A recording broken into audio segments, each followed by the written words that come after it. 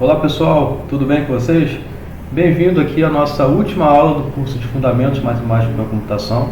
Essa é a nossa aula 16. É uma aula que vamos ver sobre relações de recorrência para fechar com chave de ouro. Na verdade, é uma aula que relaciona muitas coisas que a gente viu ao longo do curso.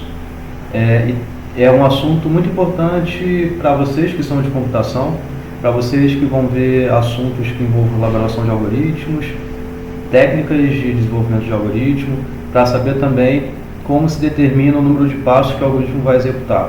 Então, existe uma aplicação enorme, uma motivação muito grande para esse assunto.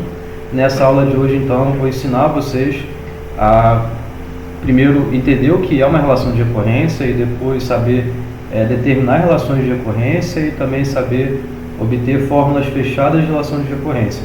Bom, para chegar até lá, vamos por etapas, né? Vamos entender para que isso serve. Bom, isso aqui é muito útil em técnicas que se chamam dividir para conquistar. Em computação, essa é uma técnica que ela é muito utilizada e ela consiste das seguintes etapas. Do inglês é divide and conquer, tá? Bom, ela consiste do seguinte: você tem um problema e esse problema ele tem algum tamanho específico, tá? Você quer resolver um problema em uma quantidade determinada de elementos.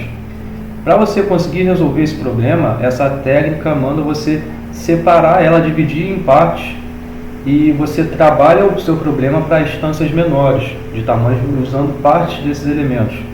Depois, isso é a parte de você dividir. Depois você vai combinar as soluções para obter a solução do inicial que você tinha, a solução do problema inicial que você tinha, tá? Bom, para efeitos de curiosidade, esse termo dividir para conquistar, ele é um termo que não nasceu na computação, talvez vocês já conheçam esse termo de outros meios. Na verdade, é um termo clássico em estratégia de guerra, tá? Então, o que consiste, na verdade, você gera uma divisão entre seus inimigos, então você divide os seus inimigos de modo aí sim você conquista eles por partes, e no final você vai ter tudo já conquistado. É uma estratégia que, na verdade, ela tem há muito tempo. O termo dividir para conquistar é conhecido desde a antiguidade. Júlio César usou isso para invadir as tropas dele lá, as outras regiões. E se vocês também assistem cinema, se vocês gostam da Marvel, por exemplo, eu estava aqui fazendo os slides, eu lembrei. Vocês já assistiram os Vingadores de Guerra Civil? O Tony Stark e o Capitão América, né? Eles ficam inimigos ali, né? O cara acaba gerando a confusão entre eles para poder quebrar a instituição dos Vingadores, né? Então essa é a ideia dele, dividir aquela turma toda para conseguir conquistá-los. Então é mais ou menos também usando essa ideia de divisão para conquista, né? Bom, curiosidade de lado, voltando para a computação. Em computação, aplicando esse método, muitas vezes a gente consegue soluções muito melhores do que se não fosse usando essa técnica. Esse não é um curso de algoritmos, não é um curso de desenvolvimento de algoritmos, mas esses cursos vocês vão ver em outras matérias. Vocês, na verdade, já veem matérias que envolvam algoritmos, envolvam implementação de algoritmos, né? Matérias específicas sobre desenvolvimento de algoritmos vocês vão ver um pouco mais para frente, de pensamento abstrato sobre elaboração de algoritmo. Mas vamos ver aqui alguns exemplos. Eu vou falar bem por alto esses exemplos, talvez vocês conheçam. Se vocês não conhecem, eu estou muito feliz aqui em falar desses problemas que são clássicos em computação pela primeira vez para vocês, que são os seguintes. E aqui a gente vê como esse método é útil para resolver esse tipo de problema, tá? O primeiro problema é o problema de busca numa lista ordenada. Então, você tem uma lista, ou seja, você tem uma sequência de elementos, tá? Uma sequência de inteiros. E esquece para que isso serve, mas poderia servir, por exemplo, cadastro de usuários que você tem no sistema que você está montando. E aí, isso é uma entrada, cada usuário tem um identificador. Então, esse aqui, 2, é o identificador que tem para algum usuário, o 10 é o identificador para outro usuário. Então, os números são distintos aqui dentro, tá? Porque os identificadores são distintos para pessoas distintas. A questão é saber a posição do 16, né? Ele quer saber, o 16 está aí, você quer buscar o 16. Então a sua saída vai ser a posição do 16 se ele tiver, e se ele não tiver, vai ser, ó, o 16 não está naquela lista, tá? Vou colocar um exemplo bem pequeno, né? Como a gente poderia resolver esse problema algoritmicamente falando? Vocês já estão parte final não só do meu curso, mas também outros cursos, né? Então vocês entendem como seria percorrer uma lista, né? Você poderia fazer um for, um laço ou algum enquanto, você poderia fazer de vários jeitos, mas você poderia ir percorrendo elemento a elemento do início até onde você poderia parar no momento em que você encontrasse alguém que é de fato 16, aí sim, conteúdo de 16, ele está na posição tal, na posição que você parou. Ou, vocês concordam que se você viesse 2 é igual a 16? Não é. Mas 2 é menor, não é? A lista está ordenada. Então você sabe que como 2 é menor, o 16 ainda tem chance de estar ali dentro daquela lista. Vai para o 5. Chegou no 5, esse cara é o 16? Não é. Vai para o seguinte, vai para o seguinte, vai para o seguinte até 15. Ainda está menor que o 16, então ainda tem chance dele estar ali. Vou para o seguinte, 20. Opa, 20 passou. Não é igual a 16 e é maior do que o 16. Isso faz com que eu consiga já retornar garantidamente o 16 não está naquela lista. Eu não preciso continuar a varredura naquela lista. Concordam? Seria um método para você resolver esse problema. Repara que aí você poderia pensar em tipos de entrada e perguntas de modo que fosse mais favorável para essa solução, ou seja, que retornasse um tempo bem rapidinho, ou seja, por exemplo, suponha que o 16 já esteja na primeira posição. Ele vai chegar aqui, opa, 16 já tornou, tá, 16 está aqui. Só fiz um passo aqui, aí eu precisei fazer um monte, 1, 2, 3, 4, 5 passos, para poder saber se o 16 está ali ou não está ali, certo? Então, esse número de passos eu estou falando de modo bem intuitivo e é algo que vocês vão ver futuramente em outros cursos de vocês. Não é o intuito formalizar as coisas, é só passar um pouco da intuição de estratégias, algoritmos para resolver algum problema. Tá? Então isso que eu falei agora é um algoritmo e que está melhor escrito também de modo bem informal aqui. Percorra do início até o fim da lista, indo para a posição seguinte se o elemento for menor ao buscado. É isso que eu acabei de falar. Então você vai para o seguinte se o elemento que você acabou de olhar for menor do que o cara que você quer, né? Pare se você encontrar o elemento ou se chegou ao final sem encontrar o elemento, ou se você chegou em algum lugar que fosse algum elemento maior do que o elemento que você quer, né? É um complemento que não está escrito aqui, né? Eu teria que ter colocado. Percorra isso até o fim da lista, indo para a posição seguinte se o elemento for menor do que o buscado, ou seja, eu vou para o seguinte se o elemento for menor. Isso quer dizer que se o elemento for maior, eu vou já interromper ali, certo? Então por isso que está escrito isso aqui. Se for maior, eu já vou interromper ali. Eu vou parar se encontrei o cara que eu quis, ou se eu cheguei no final e não encontrei, ou se eu parei em algum lugar e eu tiver com um cara maior do que o que eu quero. Beleza? Repara que eu tive que fazer 6 passos para concluir que o 16 não está ali, né? Porque eu fiz um passo, 2, 3, 4, 5, 6... Cheguei até o 20 e aí no 20 eu fui ter a certeza que o 16 não está, porque eu parei justamente de alguém maior do que o 16. Tá? É uma estratégia algorítmica, retornei esse número de passos aí para poder garantir que o 16 não está, nesse exemplo. Bom, mas para esse tipo de entrada, ou seja, é uma entrada que é uma lista ordenada, existe uma técnica que é a que se chama de busca binária. Essa técnica sim tem essa estratégia, dividir para conquistar, tá? Repara que aqui nessa primeira técnica que eu usei foi justamente uma força bruta que você poderia dizer. Vai do início até onde você pode ir. Ou você vai parar com quem você quis, ou você vai parar em um lugar que você vai ter certeza que você não vai ter mais o cara ali dentro. Agora, essa aqui, técnica de busca binária, é uma técnica que ela utiliza justamente essa divisão e essa conquista. A divisão está em que parte dessa estratégia? Primeiro vamos entender a estratégia. A estratégia é, inicialmente, você chega no meio, vai no meio. Acesso numa lista é algo que a gente sabe que você pode fazer em tempo constante. Você não precisa passar do primeiro, para o segundo, para o terceiro, nesse tipo de lista aqui. Esse detalhe é o que vocês vão ver em outros cursos. Mas, fato é que Bom, eu sei que essa lista tem C3 mais 1, 2, 3, 4, 5, 6, 7 elementos. Tem 7 elementos.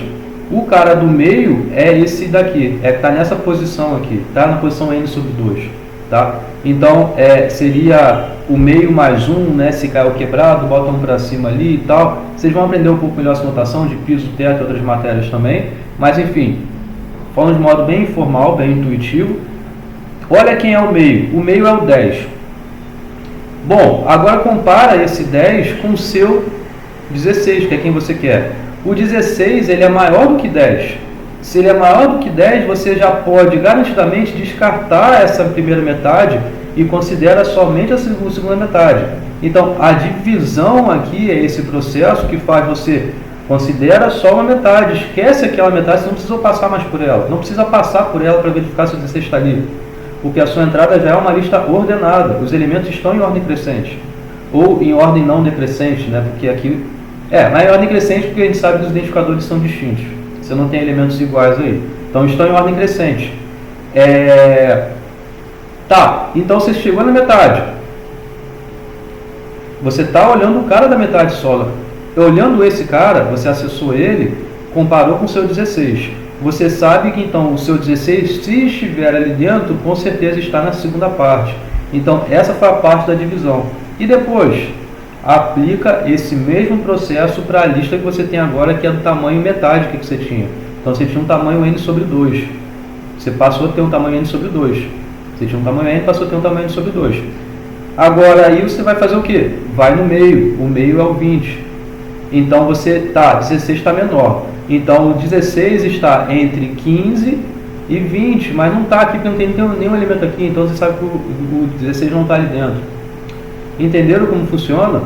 Então o processo de divisão nesse algoritmo é bem simples, é aquele processo que a divisão faz com que você vá exatamente para o lado que você vai ter a certeza que vai estar. Existem outros algoritmos que usam essa estratégia, que é importante que você saiba analisar cada metade. Você tenha que analisar cada metade. Mas nesse aqui não. Você já tem a certeza que vai para aquele lado, não vai precisar ir para o outro. Continuando esse processo recursivamente, ou seja, você vai fazer a mesma coisa que você fez para a instância grande, para metade daquela instância. Ou seja, vai percorrer vai para o meio daquela parte, ou seja, é 1/4 do total. Então, aquela metade ali agora, você vai saber se o 16 está na primeira parte daquilo ou na segunda parte daquilo. Então, dividiu de novo, dividiu de novo, dividiu de novo, até você chegar exatamente a ter um único cara somente, você só vai saber se ele é igual a 16 ou não. Tá? Então, essa é a estratégia de divisão. E a conquista aí não tem um retorno de você juntar as metades, compor metades. Aqui não tem, porque a conquista é justamente o cara onde você já chegou. Então, não consome nada além do que você só verificar se é quem você queria ou não, tá? Então, o processo é esse. Você vê quem está no meio da lista.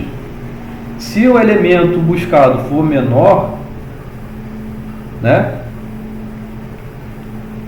Então, descartamos a segunda metade, porque o menor, quem eu estou querendo é menor do que o cara do meio, se fosse. Você descartaria a segunda metade, consideraria somente a primeira e aplicaria esse processo recursivo. Analogamente, se quem eu quero é maior do que um meio, eu descarto a primeira metade e vou considerar essa mesma estratégia na segunda metade. Certo?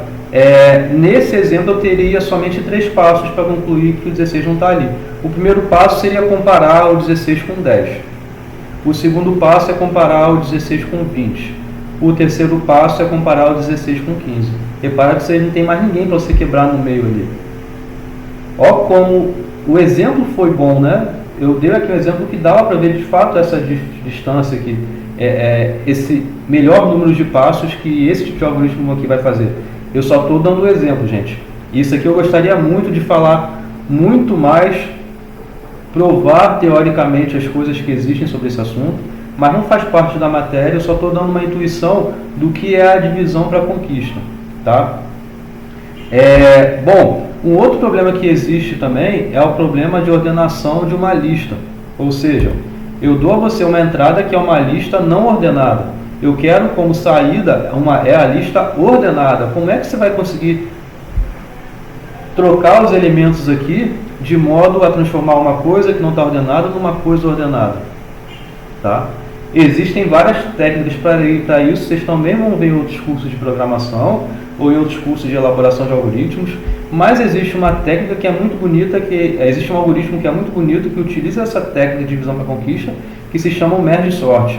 O merge sort eu vou escrever em duas linhas aqui como ele funciona, tá? Ele é assim: divide ao meio. Então você tem uma lista e divide ela em duas metades. Você tem duas metades, tá? Cada metade você ordena recursivamente. Então, ordenou sem saber como. Alguma caixa preta ordenou essas duas metades para você. Nos detalhes vocês vão ver o que significa ordenar recursivamente. Mas você tem uma lista de tamanho n, tem agora duas metades de tamanho n sobre 2. Pensa que alguém fez essa coisa legal para você, conseguiu ordenar essas duas metades, com o número de passos lá, sei lá qual foi, mas ordenou essas duas metades. Agora, você vai compor essas duas metades na sua solução. Você sabe que esse pedaço aqui, olhando por si só, está ordenado. Tem menor elemento, o segundo menor elemento, o terceiro em ordem crescente. A primeira metade também está ordenada. Tem o primeiro menor elemento, o segundo menor elemento, o terceiro assim por diante. Combinar as soluções, basicamente você comparar o primeiro da primeira metade com o primeiro da segunda metade. Quem é o menor dos dois? O menor dos dois vai ocupar a nova posição de ser a primeira posição. Vamos supor que tenha sido esse. Então, esse cara ocupou a primeira posição. O segundo cara, você compara o segundo cara dessa lista, você compara ainda com o primeiro cara dessa lista. Quem é o menor dos dois? É esse o menor dos dois? Então, põe ele na segunda posição. Agora você compara o segundo cara com o segundo cara aqui da outra lista. Quem é o menor dos dois? O menor vai ocupar a terceira posição. E assim por diante. Então, repara que a composição é você aproveitar a solução de cada uma das metades para você compor sua solução no final das contas lá. A ideia recursiva é que a mesma estratégia que você obteve para dividir um total aqui na metade, em duas metades, você vai fazer a mesma coisa para cá. Aqui você vai dividir também em duas metades. Depois divide duas metades. Assim que chegar no final lá e tiver somente um par de elementos, uma metade é um elemento, outra metade é outro elemento, você vai compor esse pedacinho, que é ver quem é o menor dos dois e trocar a ordem dos dois. Esses dois pedacinhos que já estão juntos, você vai compor com outros dois pedacinhos também que vão estar juntos. E você vai fazer essa composição igual eu falei aqui, quando você tinha duas metades no total. Repara que é uma coisa interessante a divisão e a conquista. Agora, repara que todo esse processo ele é recursivo. O que é algo recursivo? Vamos entender isso. Então, a definição de recursividade é o seguinte. Se define, né, por uma função, algo do tipo que seja necessário você saber resolver essa função para instâncias menores, para ser importante você ter a solução da instância do tamanho que você está considerando. Tá? Então essa é uma definição recursiva, define objetos, funções, sequências, elementos, em termos de objetos previamente definidos, da mesma classe de problemas que está sendo definido. Tá? Então vamos ver um exemplo. Tá? É o cálculo de fatorial de um inteiro não negativo n. Fatorial a gente sabe desde aulas anteriores, né? Então, um jeito direto de você calcular, não recursivo, que é o que a gente chama de iterativo, é o seguinte: o zero fatorial é igual a 1. Eu provei isso para vocês que o zero fatorial é igual a 1 também em aulas passadas. Agora, o que é o n fatorial? Defini isso para vocês em aulas passadas. N fatorial é n que multiplica n menos 1, que multiplica n menos 2, que multiplica n menos 3, até chegar a 1. Certo? Agora, uma construção recursiva desse cálculo é o seguinte: o zero fatorial é igual a 1, é o início lá, é 1. Agora, o n fatorial, para você saber o valor de n fatorial, você pode pensar isso como sendo uma função. É uma função de n. Então, o fatorial de n é o que? Você pega o n e multiplica pela função de n menos 1. A função é o fatorial, tá? Então, n fatorial, a função de n, é igual a n que multiplica a função de n menos 1. É isso. Então, olha a recursividade aparecendo. Ou seja, para você obter o valor do tamanho da instância que você quer, aquela função, é necessário você obter o valor da função de uma instância menor. Então, se eu perguntar a você, quanto que é 10 fatorial? Não sei. 10 fatorial é 10 que multiplica 9 fatorial. Agora, repara que a função é igual, eu só estou mudando a variável. O que lá era 10, aqui agora virou 9. Agora, é possível você obter o valor de 10 fatorial sabendo isso daqui, né? Porque 9 fatorial você não sabe, mas você sabe qual é a fórmula dele. 9 fatorial é 9 que multiplica 8 fatorial. Esse pedacinho você vai compor depois na solução, que era o 10, que multiplicava agora o 9, que multiplica agora o 8 fatorial. O 8 fatorial você também não sabe, vai chamar na fórmula recursiva ali, na recursividade, né? O 8 fatorial é 8 vezes 7 fatorial, e assim por diante, até chegar onde? Até chegar na base. A base você tem informação aqui. Repara que a base da recorrência é uma coisa muito importante, porque se você fosse abrir cada vez mais a sua recursividade, você não ia acabar nunca, porque ia chegar a função em zero fatorial. Se você não tem a definição do que é o zero fatorial, o algoritmo vai fazer o quê? Tá, ele é 0 vezes menos 1 fatorial. Quanto é menos 1 fatorial? Não sei. É menos 1 vezes menos 2 fatorial? Não sei, entendeu? Então, aí iria entrar no loop infinito. Então, uma fórmula recursiva, ela tem que ter tanto a sua expressão em termos recursivos, igual está aqui, ou seja, é a função em n, ela tem que ser igual a alguma coisa em relação a algum caso anterior. Então, aqui, por exemplo, ao n menos 1. E além disso tem que ter a base da recursão, que no caso aqui é o zero fatorial. Legal? Bom, vamos entender a versão, o que é o algoritmo, né? Como é a escrita de um algoritmo tanto iterativo, que é o não recursivo, e o recursivo, como funciona para esse exemplo de n fatorial. Bom, a entrada é algum valor n aí, esse n está nos positivos lá, né? Beleza. Bom, a saída é o n fatorial, tá? Então, o fatorial de 1, fatorial igual a 1, certo? Então, primeiro você assume que o fatorial seja igual a 1, isso. Aí, beleza, se o n for diferente de 0, então você faz um for, né? Você quer chegar no fatorial de n, então você faz um laço em que a variável fatorial vai receber sempre o valor que ela já tinha guardado ali, multiplicada por i, onde i é a iteração que você está, certo? Então, isso aqui é o início, né? O início você está dizendo fatorial é igual a 1. Agora você vai mudar o fatorial vai ser o quê? Ele vai receber o valor que ele tinha, 1, e ele vai multiplicar por 1. Então, o fatorial de 1 é igual a 1. Mas você está em n, você quer saber, por exemplo, quanto que é 5 fatorial. Então, beleza. Agora, o que é fatorial? Você vai para o laço, vai iterar. Agora, i é igual a 2. Então, fatorial é o quê? É o valor que você tinha de fatorial, que é 1, no caso, no laço anterior, na iteração anterior, vezes 2. Então, é 2. Agora, vai para o seguinte, 3. Fatorial vai receber o quê? 2, que é o valor que você tinha, vezes 3, que é o valor da variável onde você está, da iteração que você está. 3 vezes 2, 6. E assim continua. Agora o i vale 4, o fatorial vale 6. Né? Então o fatorial é o quê? 6 vezes 4. 24. Vai para o seguinte. Então é 5. Então o i vale 5. Né? Aí o fatorial valia 24, lembra? Então o fatorial agora é o quê? 24 vezes 5. 120. Como você queria saber o fatorial de n, então chegou aqui no final a iteração em n acabou. A sua resposta é o quanto essa variável tiver associada a ela. No caso era o 120. Então isso é uma estratégia iterativa. Repara que o iterativo ele vai percorrendo um laço, esse i, do início até o fim. Do início 1 até o fim. Tá? Vamos ver agora a estratégia recursiva para isso. A estratégia recursiva, você define uma função, tá?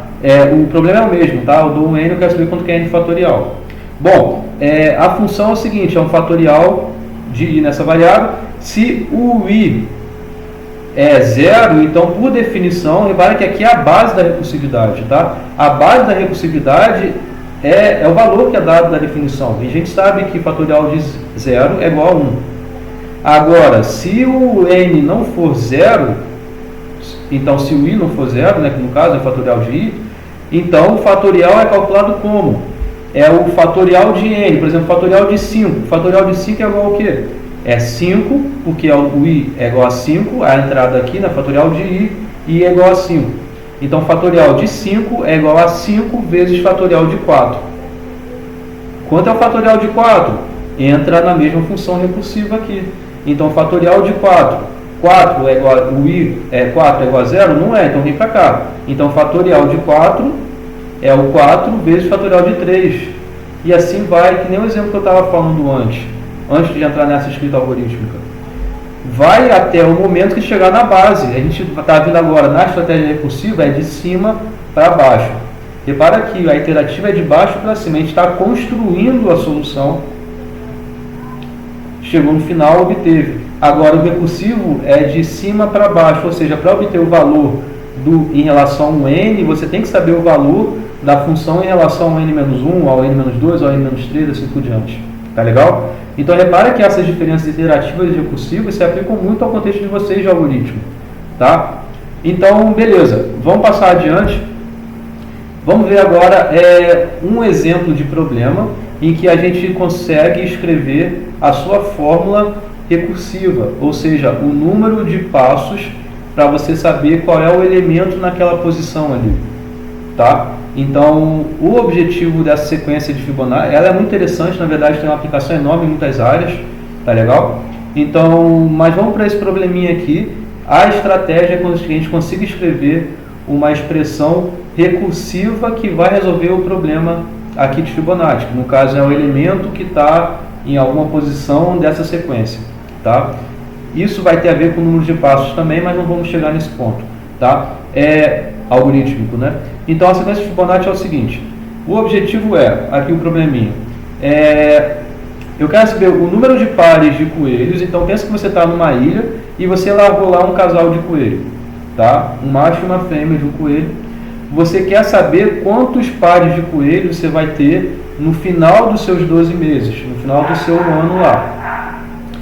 A regra é a seguinte: bom, inicialmente você tem um único par de coelho, né? O macho e a fêmea, aquele que você botou lá, recém-nascidos, e todo mês, mas isso só após atingir o segundo mês, cada par de coelho, ele produz um novo par de coelho, tá? E da mesma forma, um par de coelho que nasceu, ele vai satisfazer a mesma regra.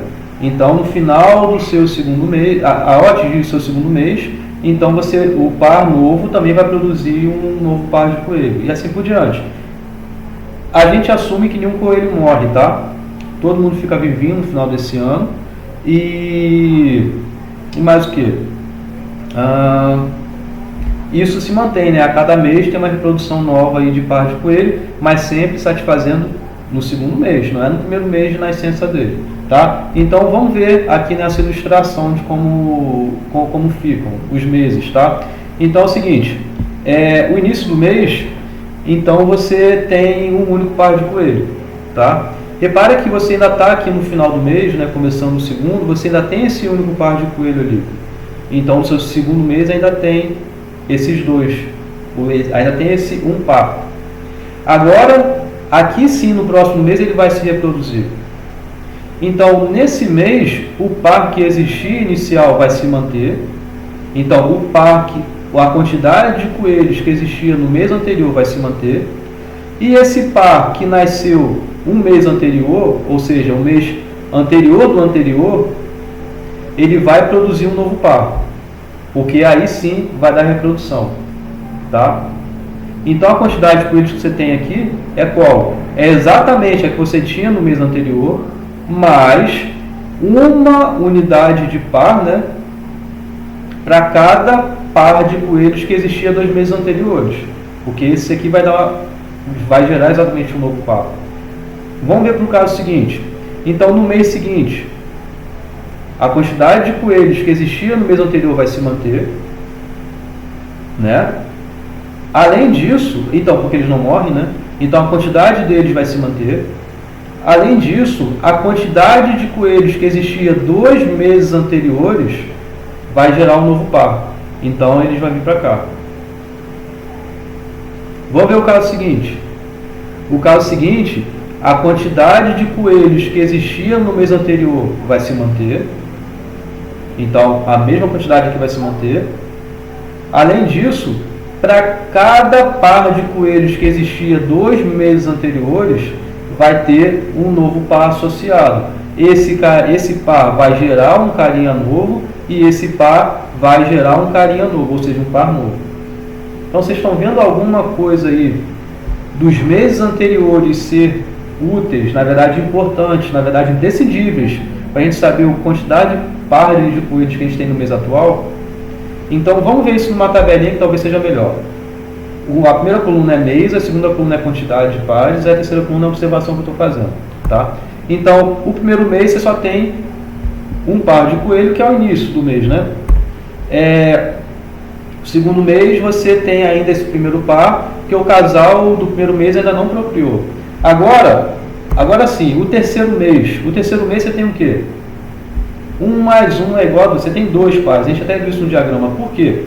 Você tem um casal, né, do mês 2, ele se mantém, mais um novo para cada um do mês 1. Eu falei vários uns, né, mas entenderam? Então você tem exatamente a mesma quantidade do mês 2, mas a quantidade que tem aqui, você vai ter mais um novo casal para eles. Aqui é só um, então você vai ter só mais um, porque ele vai gerar um. Então você tem 2 nesse mês. Agora vamos para o quarto mês, pro quarto mês, né? Isso. Então você tem 2, esses mesmos 2 do mês 3 vão se manter. Eles não vão morrer, eles estão sempre vivos. Além disso, cada um que existe de 2 meses anteriores vai gerar a produção de um novo casal. Então tem mais um para esse cara. Esse casal aqui produziu um par novo. Então você tem essa soma 3. No quinto mês, você tem a mesma quantidade que você tinha do mês anterior, mais um novo casal para cada par que existia, para cada casal que existia dos 2 meses anteriores. Porque é o que eles estão gerando. Eles estão gerando aqui nesse mês 2. Eles vão continuar vivos, eles estão sendo contados nessa soma 3 aqui, nesse 3 aqui. Esse 2 aqui representa os novos casais que foram gerados, nascidos, né? Que nasceram, os recém-nascidos. Então você tem a soma aqui. Eu acho que com isso você já consegue entender um pouco a relação que a gente está tendo, né? No sexto mês a mesma coisa. Você tem exatamente a mesma quantidade que você tinha no mês anterior, mais um novo casal para cada casal que existia dos 2 meses anteriores. Então você tem 8. Então se eu pergunto a vocês, eu estou no mês 10, ou eu poderia continuar essa conta aqui para mais do que 12 meses, para, sei lá, 700 meses. Vamos supor que nenhum coelho morra aí e continue tendo essa regra de procriação entre eles. Então, eu pergunto, quantos pares de coelhos existem no mês N qualquer? Então, para isso existe uma fórmula recursiva, tá? Que é o seguinte: no primeiro mês, mês 0, você poderia chamar assim, F0, existe um único par. No segundo mês, existe um único par. Esses 2 valores aqui é o que a gente chama de base da recorrência, tá? Então, a base é onde tem que estar o início, tá? Não é algo recursivo aqui. Então, é uma constante para cada um dos 2 aqui. Agora, um mês genérico lá é simplesmente a soma dos meses anteriores. Então, um Fn, no caso, é quantos pares de coelhos existem no mês N. Quantos pares de coelhos existem?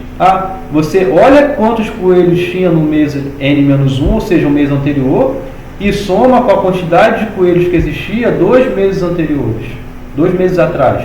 Soma essas 2 quantidades e você vai ter a quantidade do mês atual. Entenderam? O que é uma fórmula recursiva aqui? Entenderam que isso de fato é uma fórmula recursiva? Por quê? Para você saber o valor da função na variável n, é necessário você saber o valor da função das variáveis anteriores, do n-1 e do n-2. Então isso sim é uma fórmula recursiva.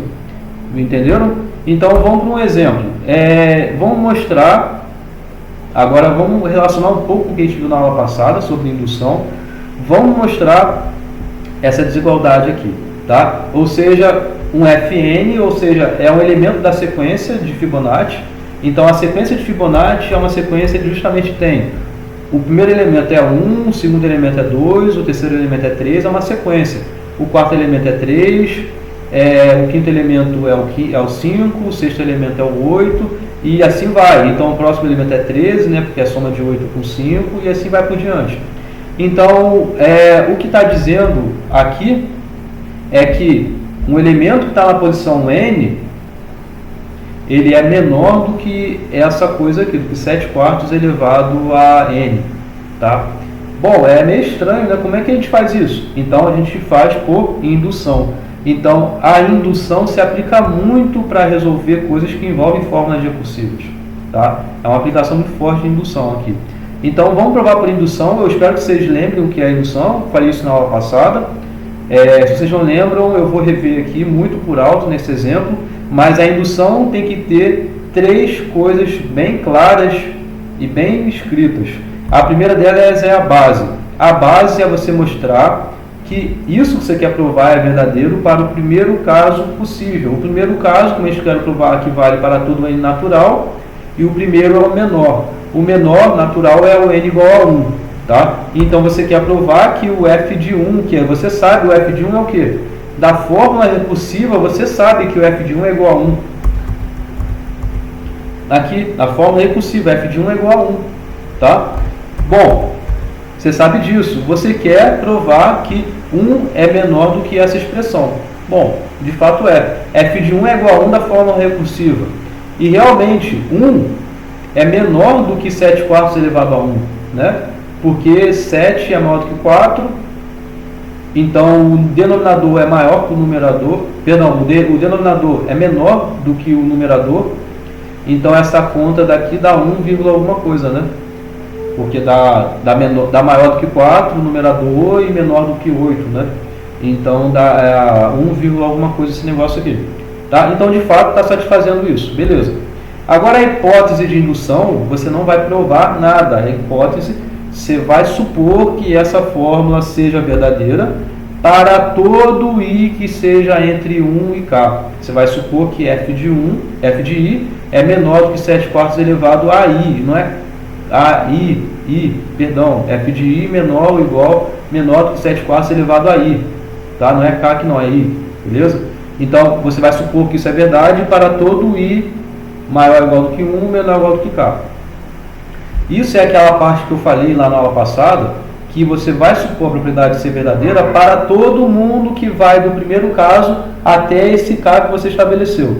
Então, f de i ele é menor do que 7 quartos elevado a i para todo i que vai de 1 até k. Ou seja, f de 1 é menor do que 7 quartos elevado a 1. F de 2 é menor do que 7 quartos elevado a 2. F de 3 é menor do que 7 quartos elevado a 3. Isso vai até o k. F de k é menor do que 7 quartos elevado a k.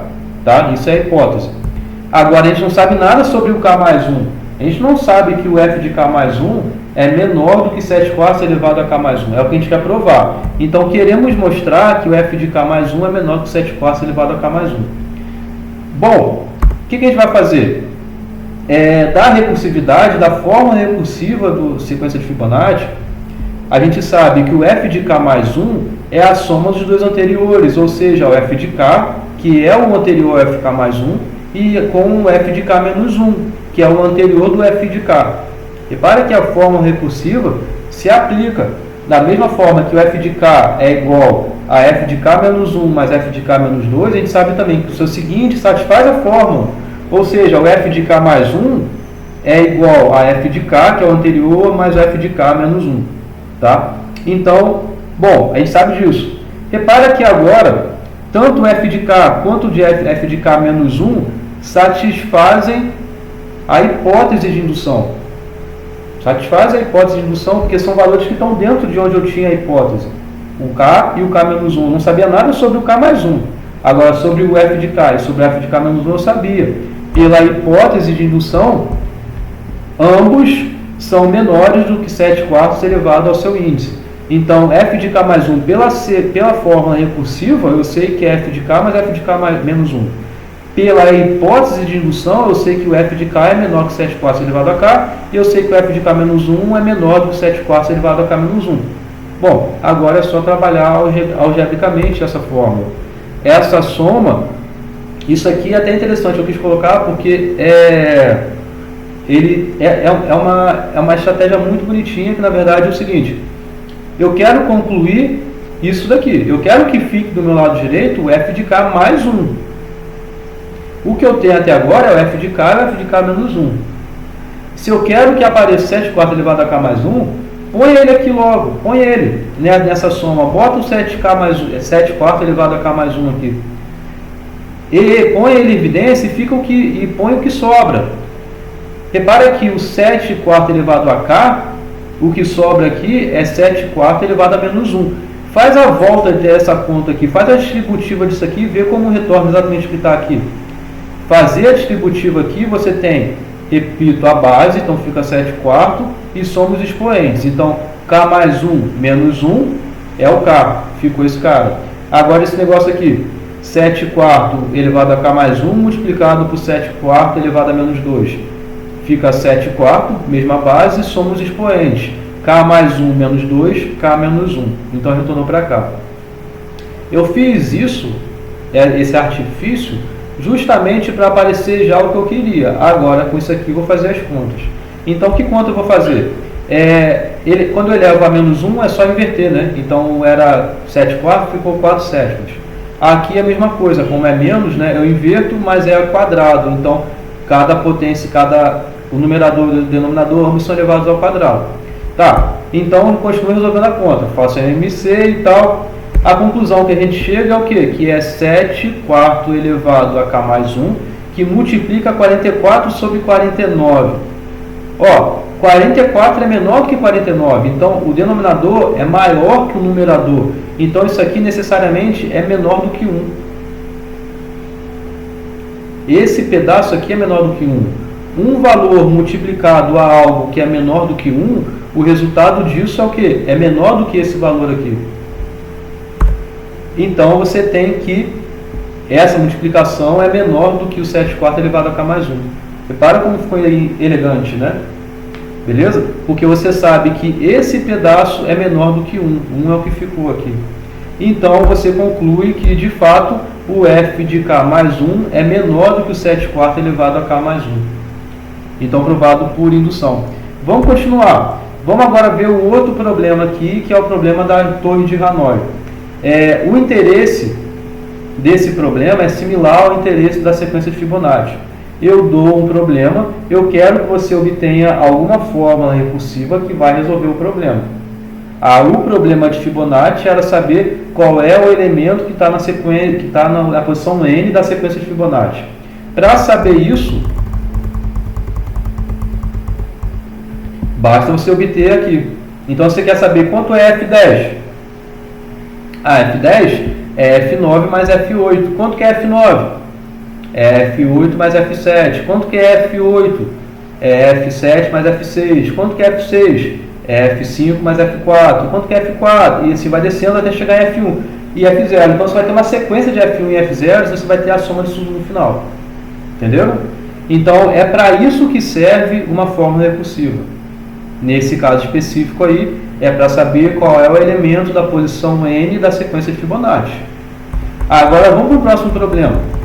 O próximo problema é das torres de Hanoi, tá? É um problema para você que tem filho ou que vai ter filho, você pode apresentar com ele desde criança, isso daí que é bem interessante, tá? É o seguinte, você tem 3 pinos. A, B e C são os pinos que você tem. Cada pino que você tem uma função, tá? O A é o pino origem, o B é o pino trabalho, o C é um pino destino, tá? No pino origem, no pino A, você tem N discos que estão ordenados decrescente. Então aqui está o maior, é o que está da base, o segundo maior, né, é o que está aqui em cima dele, o terceiro maior é o que está em cima dele, o quarto maior é o que está em cima dele, e assim vai descer, e assim vai subindo, até que na ponta é o menor dos discos que vai estar ali. Então estão todos ordenados bonitinho assim, que nem um cone. Os discos, tá? O objetivo é, você quer passar todos esses N discos que você tem do pino origem para o pino destino. A regra é a seguinte: você pode passar somente um disco por vez, então você tem que mover sempre um disco por vez. Você não pode pegar dois discos juntos aqui e mover para o outro lado, tem que ser um por vez. E em nenhum momento você pode ter um disco pequeno embaixo de um disco maior. Não pode ter essa configuração, tá? Um disco pequenininho que está por baixo do outro maior. Não pode ter isso. Então, por exemplo, se você tem o menor disco lá, pegou o menor disco, botou no pino trabalho. O segundo aqui, o que está do lado, o que estava embaixo do menor, é maior do que ele. Você não pode botar em cima dele, tá? Você quer saber qual é o menor número de jogadas, ou seja, de movimentos desses discos, para conseguir mover os N discos da origem para o destino. Você vai usar o seu pino trabalho para te ajudar nesse processo, tá? Vamos ver uns exemplos, já. Então, seja TN o menor número de jogadas para mover esses N discos do pino origem para o pino destino, respeitando essas regras do jogo. TN é esse número, tá? Então, vamos ver um exemplo. Se eu tenho um único disco, pensa que N é igual a 1, tá? Essa estratégia que eu estou trazendo aqui para vocês, assim como foi a estratégia da sequência de Fibonacci, é assim que vocês vão ter que fazer. Eu vou dar um probleminha, vocês têm que saber escrever a fórmula recursiva associada a ela, montando exemplos iniciais. Com esses exemplos iniciais, você vai entender uma regra que é a resposta do caso anterior vai ser útil para a resposta atual. Assim que a gente fez a sequência de Fibonacci, é assim que a gente vai fazer também a da torre de Hanoi, tá? Então, pensa que primeiro você só tem um único disco. Quando você tem um único disco, um movimento. Aqui, ó, daqui, vim para cá. Não tive nenhum trabalho extra aqui, fiz um movimento. Então, o menor número de movimentos para quando você tem um único disco é 1, tá? Agora vamos pensar quando N é igual a 2, ou seja, existem dois discos. Você quer mover os dois discos de origem para destino. Quantos movimentos são necessários? Tá? É simples também ver, né? Repara que aqui primeiro você pegou o menor, jogou para o trabalho. Jogou para o pino trabalho. Agora, fez um movimento. Feito isso, agora você pegou o da base, lá o grandão, moveu para o destino e depois você fez mais um movimento para concluir então a sua solução. Você fez 3 movimentos. Tá? O ideal é a gente tentar conseguir encontrar alguma regra nessa sequência que associa a solução do caso anterior com esse daqui. Por acaso vocês conseguem enxergar alguma relação que a solução que eu tive nesse primeiro caso vai auxiliar para a solução desse segundo caso? Não sei, talvez não, talvez sim. Vamos ver o próximo. O próximo é N igual a 3. Olha como já aumenta bastante, né? Repara aqui o seguinte, daqui até aqui, beleza, você tem a sua solução, mas vamos fatiar ela em pedaços menores. Ó. Concorda que o que eu fiz daqui até aqui foi o que? Eu não mexi no vermelho, a base continua lá. Eu fiz passar 2 discos da origem para o trabalho. Quantos movimentos eu fiz para daqui chegar até aqui? Vocês concordam que foi o mesmo número de movimentos que eu fiz nesse caso anterior? Porque eu tinha 2 discos e eu queria mover de um pino para o outro. No caso aqui, é do origem para o destino. Aqui, nesse pedacinho, eu fiz o mesmo número de movimentos e a mesma estratégia. Só mudou o meu destino ser o trabalho e não de fato o destino. O destino parcial aqui foi esse pino trabalho, mas o número de movimentos foi o mesmo, porque você queria mover esses 2 discos para o meio, para o trabalho. Concorda que isso é necessário, porque você quer que no final os 3 estejam aqui. Então, de alguma forma, você tem que conseguir passar essa base zona, que é o maior de todos, não pode ficar sobre nenhum desses dois. Você tem que tirar os dois ali da frente dele. Então, foi o que a gente fez, tirou os dois da frente dele, passou para o trabalho, para poder aí sim, ele vir sozinho para cá. Então, você gastou um movimento. E depois, daqui para cá, vocês concordam também que o que eu fiz foi usar o mesmo número de movimentos que eu fiz daqui vir para cá, e da mesma forma no caso anterior foi mover dois discos do origem para o destino, sendo que aqui foi mover dois discos do trabalho para o destino. Então, olha como apareceu a solução do caso anterior aqui. Concordam que eu fiz duas vezes o número de passos que eu fiz quando eu tinha dois discos, mais um movimento que foi justamente mover a base daqui para cá? Então, pronto, isso é uma forma recursiva. Então, aqui eu fiz 7 movimentos, ok. Bom, o algoritmo, como funciona? O algoritmo para mover os N discos é justamente isso que eu acabei de falar no exemplo. Mova os N menos 1 discos que estão ali do pino origem para o pino trabalho. Faz isso. Isso é feito com qual número de formas? Qual o menor número de movimentos? É o T de N-1, porque é o movimento de N-1 discos ali. E a regra é igual. Você só não quer mover para o destino, você vai mover para o trabalho. Então você move da origem para o trabalho usando T de N-1 movimentos.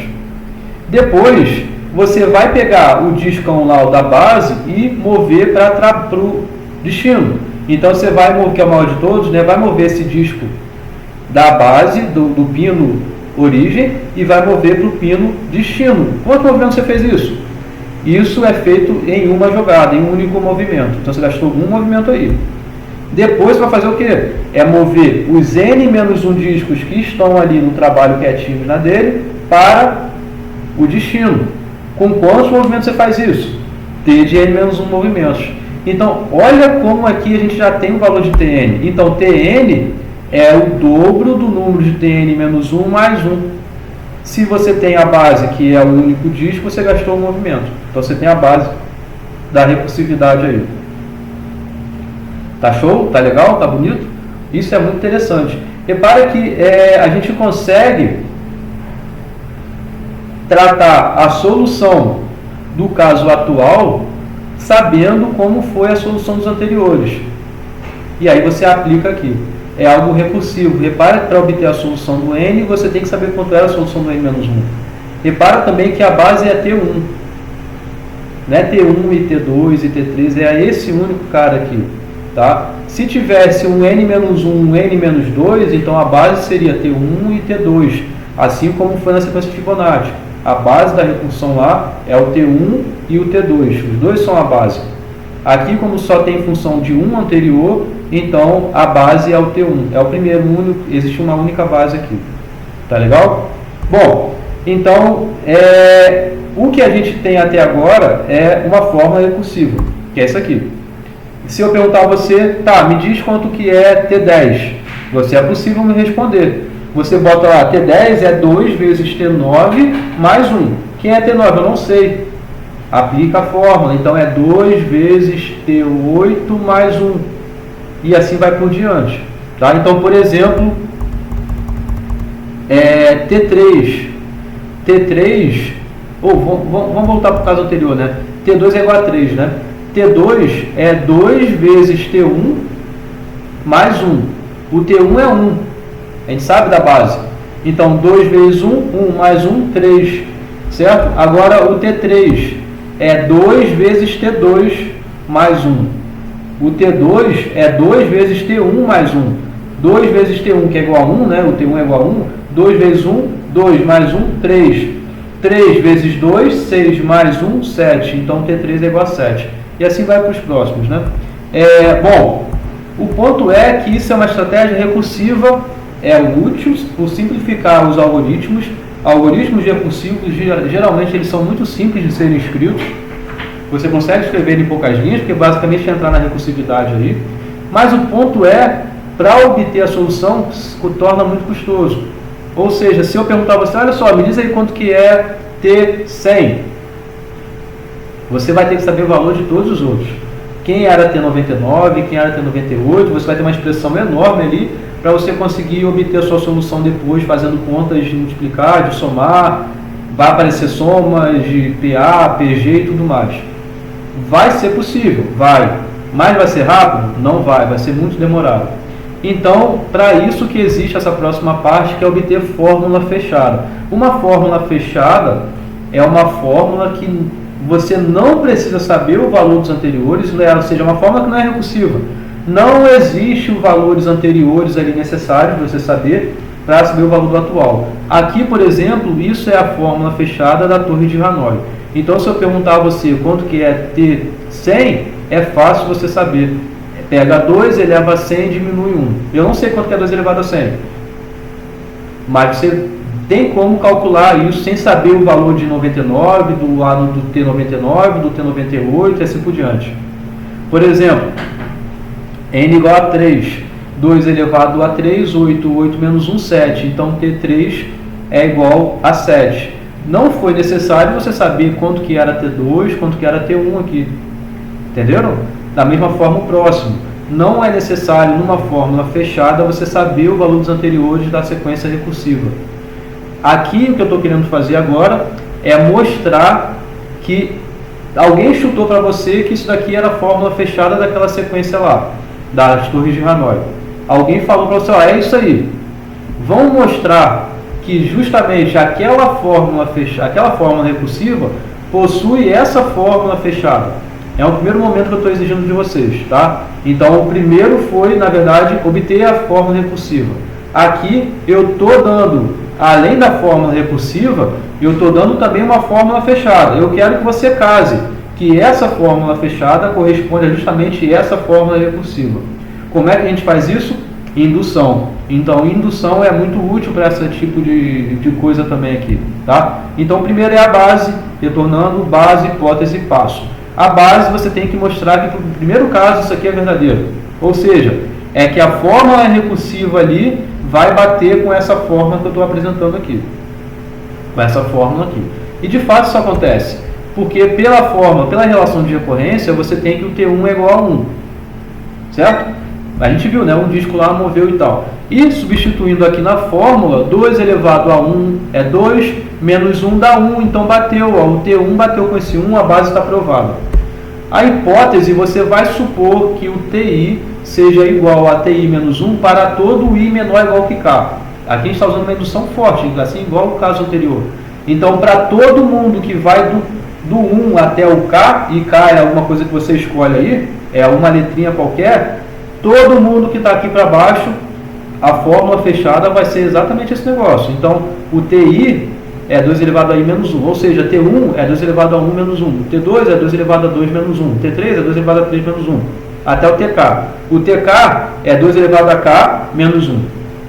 Agora, o passo, queremos mostrar que o seguinte, o do K, que é o que a gente não sabe, o sucessor do K, né?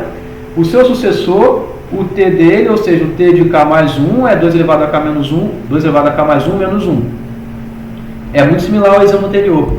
Então, pela relação de recorrência, a gente sabe que o TK mais 1 é igual a 2 que multiplica TK mais 1. Isso é da sequência, é da relação de recorrência. Tá? Agora, né, é da relação de recorrência que a gente viu no slide anterior. Agora, aqui você aplica a sua hipótese de indução, porque você sabe que TK satisfaz a sua hipótese. Lembra? Era todo o I menor ou igual que K. Em particular, o K satisfaz. Então, o TK é 2 elevado a K menos 1. Então, pela hipótese, temos que essa expressão ela é igual a 2 que multiplica 2 elevado a K menos 1. E o mais 1 aqui ficou, né? Era dessa continha daqui, que nem esse 2 aqui ficou também. Agora é só resolver as contas, olha só que simples. Então, aqui é produto de mesma base. Repito a base, somos os expoentes. 1 mais K, K mais 1. Menos 2 vezes 1, 2. Mais 1 aqui manteve. Então, ficou 2 elevado a K, menos 2 elevado a K mais 1, menos 1. Isso é exatamente igual o Késimo mais um termo daquela relação lá. Então, isso daqui é um jeito que tem muito interessante de você argumentar que, de fato, uma fórmula fechada corresponde a uma relação de recorrência. Você conseguiu encontrar a relação de recorrência e eu estou apresentando para você uma fórmula e você tem que mostrar que essa fórmula corresponde à fórmula fechada da relação de recorrência que eu apresentei. A indução é a maneira que você vai aplicar essa validade, né? Esse é o que você vai validar, tá? Bom, então vocês já entenderam, né, que isso daqui justamente é a fórmula fechada. Aliás, isso daqui é a fórmula fechada para essa fórmula recursiva aqui. Bom, mas repara que eu fui legal, né? Eu apresentei já uma fórmula e eu disse, essa fórmula fechada só me mostra que ela de fato é. Mas uma coisa que a gente quer é o seguinte, você conseguiu obter a relação de recorrência. Agora você também tem que obter a fórmula fechada dela. Então, dado uma fórmula de recorrência qualquer, como obter sua fórmula fechada? É o que a gente vai ver aqui agora, tá? Então, existem várias técnicas, não várias também, né? Existem algumas técnicas e são essas aqui, tá? Existe a técnica de substituições regressivas, existe uma técnica que é dedução e verificação. A dedução e verificação é muito parecida com o que eu acabei de fazer. Alguém deduziu, ou você conseguiu deduzir de alguma forma, aquela fórmula fechada ali, e você tem que verificar que de fato é. Verificar que de fato é a fórmula fechada da relação de ocorrência é provar por indução. Se a indução funcionar, então, beleza, você tá bem, você conseguiu, tá? É uma técnica, tá? Existe uma técnica das raízes características, que é muito interessante isso aqui, e existe uma outra técnica que é de funções geradoras, tá? Essas duas aqui não vai dar tempo de eu dar, infelizmente, hoje é a nossa última aula do curso, mas eu vou apresentar para vocês aqui a dedução e verificação, é mais ou menos o que eu acabei de fazer, mas eu vou apresentar aqui para vocês as substituições regressivas, tá? Essa é uma técnica que vai se aplicar muito para você de uma fórmula recursiva obter uma fórmula fechada, tá? Mas não é qualquer fórmula recursiva que pode ser resolvida a sua fórmula fechada desse jeito, tá? Vamos lá. Então, a técnica das substituições regressivas, ela é muito útil para resolver problemas que são desse tipo aqui.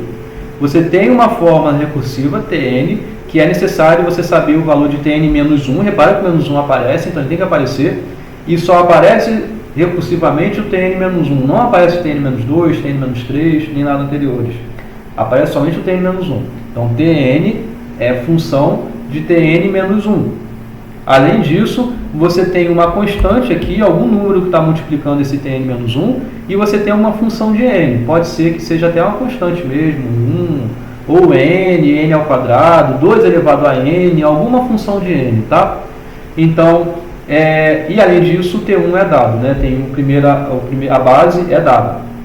Então, a fórmula recursiva tem que ser desse jeito.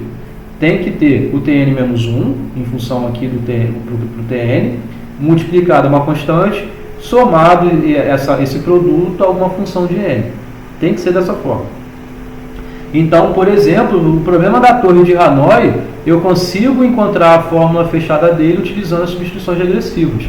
Mas o da sequência de Fibonacci não. Tá? O da sequência de Fibonacci, retorna lá atrás, é a soma dos dois anteriores. Então o f de n, o t de n, que seja, é o f de n menos 1, é o t de n menos 1 mais o t de n menos 2. Então não é uma fórmula recursiva que tem somente o anterior ao n, tem o antecessor também do n menos 1 ali. Então não dá para provar por sequência, por substituições regressivas, sua fórmula fechada. Em compensação, a torre de Hanoi dá, e é ele que a gente vai fazer. A ideia muito por alta é aplicar, o próprio nome já diz, as substituições. São substituições que você vai fazer regredindo cada vez mais a sua sequência recursiva até chegar à base, tá? Então, aplicamos recursivamente a expressão recursiva até obter a base. A ideia é essa, em uma linha eu expliquei ela, tá? Dessa forma, vamos ter uma série de aritméticas, ou seja, vamos ter uma série de somas aritméticas ou uma série de sequências geométricas, de somas geométricas, de PA ou PG, associadas a essa expressão de Tn. Vamos ver no exemplo melhor como isso vai ser. É o seguinte, bom, retornando à torre de Hanoi, vamos o seguinte, eu apresentei a vocês, a gente foi capaz de obter, naquele esqueminha lá, naquelas figurinhas lá, obter a fórmula recursiva. vamos obter a fórmula fechada dela. Esquece que eu disse para você que a fórmula fechada dela era 2 elevado a n menos 1. Esquece que era isso.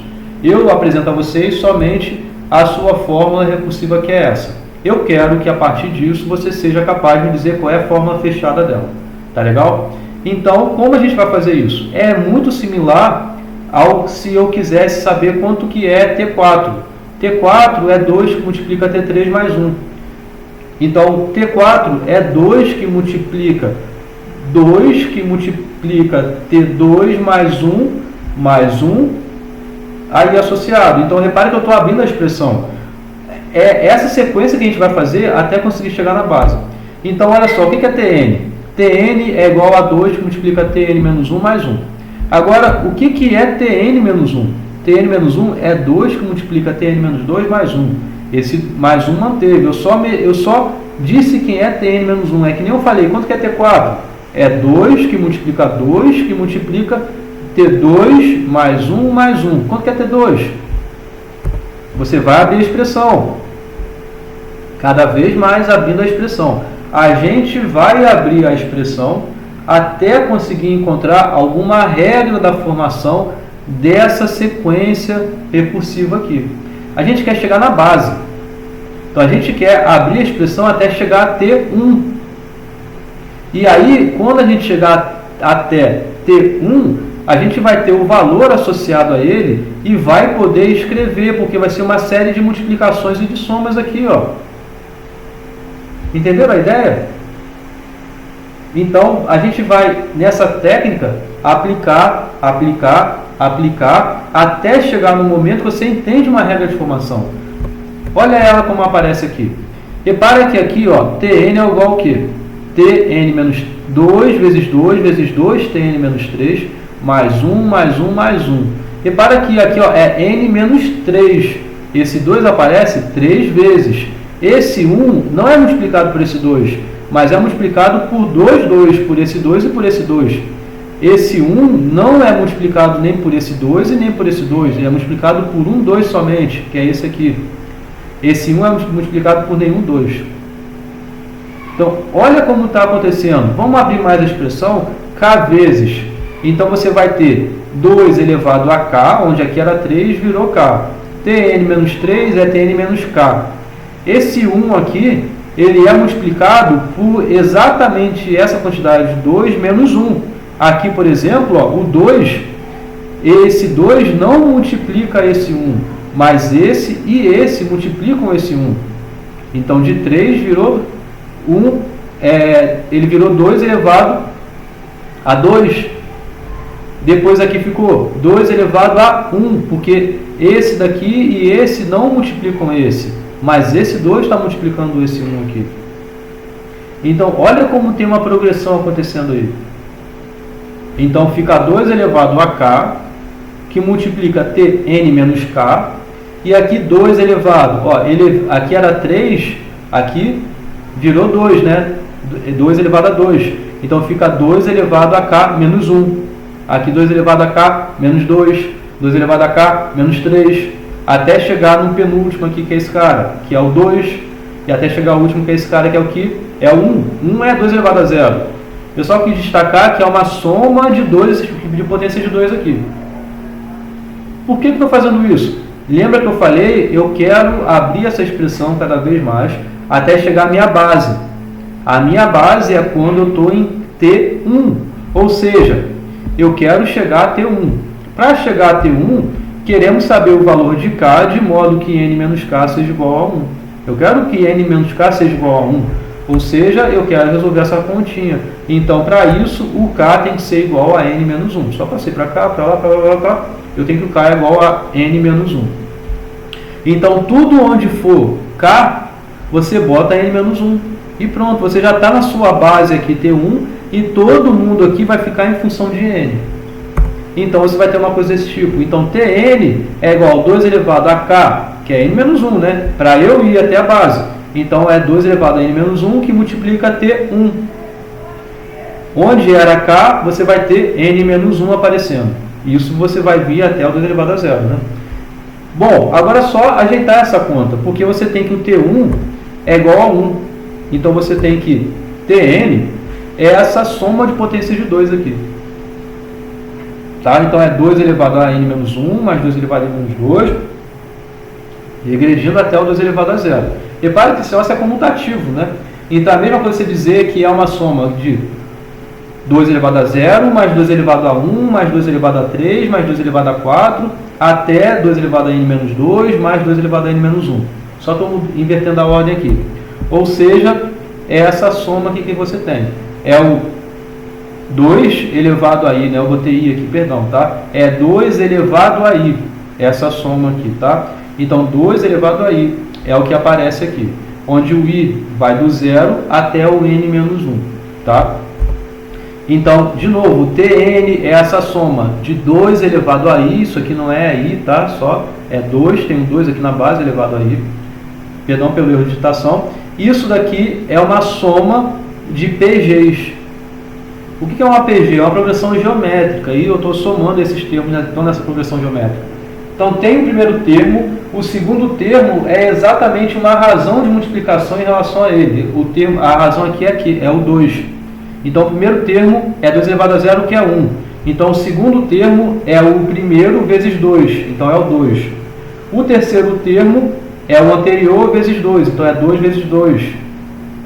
O outro é o anterior vezes 2, então é 4 vezes 2, e assim por diante. Então, você pegar e somar esses termos que estão nessa progressão, é justamente essa fórmula daqui. É A1, é o primeiro termo, que multiplica Q, que é a razão, elevado a N, a quantidade de termos. Do 0 até o N menos 1 tem N termos, né? Se fosse do 1 até o N menos 1, teria N menos 1 termos ali, mas você tem uma N do 0, então tem N mais 1. Então você tem essa quantidade N menos 1 mais 1, então você tem N termos. Então você tem A1 que multiplica Q elevado a N menos 1 aqui embaixo, dividido por Q menos 1, dividido por 2 menos 1, 2 é a razão. Ou seja, você tem justamente que o Tn é o 2 elevado a N menos 1, que aqui fica 1, né? Aqui 2 menos 1 também é 1, então acabou aqui. Tá? É isso, gente. Esse exemplo aqui eu quis passar porque é rico, é um exemplo que a gente vê tanto, relendo um pouco de PG, soma de PG também ele aparece aqui. Só uma atenção que eu digo aqui, tá? É essa fórmula daqui, é 2 elevado a i, tá? Não é isso só que aparece aqui, tá? Bom, então foi uma aula rica, porque eu falei tanto de para que serve no início. O meu celular acho que travou, mas eu falei tanto do que para que serve no início, acho que voltou agora, minha câmera tinha falhado. Serve tanto para que é uma aula que eu falei tanto do que para que serve no início, e eu falei também de como se obtém fórmulas recursivas, como se mostra que fórmula fechada associa a fórmula recursiva, e também como se obter uma fórmula fechada de uma fórmula recursiva. Tá? Os exemplos que eu apresentei aqui foram a sequência de Fibonacci, então era aquela sequência ali que a gente soube primeiro modelar, obter a sua fórmula recursiva, né? E entender o que ela é, o que ela serve. Lá era saber qual era o elemento na posição N da sequência de Fibonacci. E depois a gente viu também sobre da torre de Hanoi. A gente também conseguiu obter a fórmula recursiva daquele problema para saber o menor número de movimentos para mover os discos da origem para o destino. Conseguiu mostrar que de fato uma fórmula fechada era uma fórmula daquela expressão recursiva. E conseguiu também, de fato, dada a fórmula recursiva somente, obter a sua fórmula fechada. Legal? Então foi uma aula bem rica que abrangeu isso tudo. Eu espero que vocês tenham gostado. Tá? Por favor, deixem o seu like aí, compartilhem com todo mundo. Aliás, esse é o nosso último vídeo, né, do curso aqui de Fundamentos Matemáticos para a Computação. Então, ao longo desse curso, vimos diversos assuntos muito bonitos, ao meu ver, e que se aplicam enormemente em computação. Aqui nessa última aula, a gente viu exemplos de escritas de algoritmo e de tipos de algoritmo interativo recursivo que se aplicam em diversos cursos de vocês, e que também dá margem ao estudo enorme aí em complexidade de algoritmos, que se diz ser número de passos, né? O número de passos que o algoritmo tem para resolver algum problema. Essa parte aqui é o início de uma grande outra parte que existe aí, vocês vão ver ao longo do curso de vocês, tá? Bom, é isso, gente. Fiquem bem aí. Muito obrigado pela atenção ao longo desse curso. Eu espero que de fato vocês tenham aproveitado bastante o ensinamento aqui desse curso e que, bom, sigam em frente aí, beleza? Abraço para todo mundo.